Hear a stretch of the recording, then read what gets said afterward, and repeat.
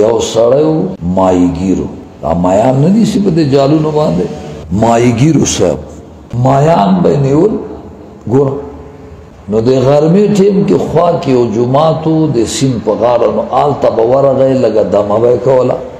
د دمې دپاره د مسجد ته جومات ته ورغی نو یو مولوي صاحب سبق وایي طالب ته نو دی خواست دمې له راغلی نو چې غوږ یې کېښودو نو وایي ګوره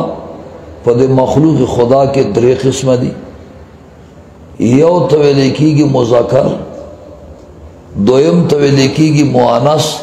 دریم ته ویلی کېږي خنثی مشکل د خنثی مشکل چې ته نه و اورېدلی دا یې زده کړه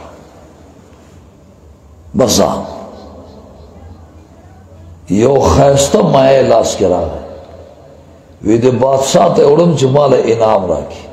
نو چې څه وخت دا مایع ځان سره ویوړو نو وزیر ته اشاره کوي چې اوس یو مایع به سړی راوړي او ټوله خزانه به ختمه شي بیت المال به ختم شي زه به د خپل ځان مطابق وله انعام ورکوم نو خو ډېر ښه یو مایع باندې به زه څه ورکوم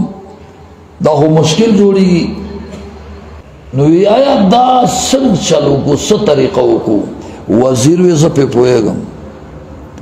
زه به ته پوښتنه وکړم چې دا نر دی که ښځه نو که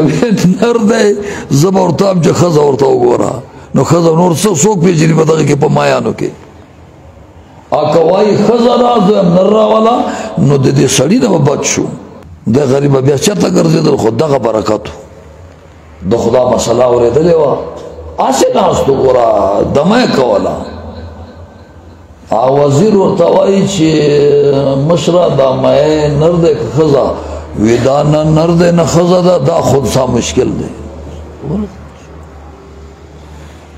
بادشاه نه انعام ویوړو غرض به دا دی چې څه مسله خو به زده کوي که نه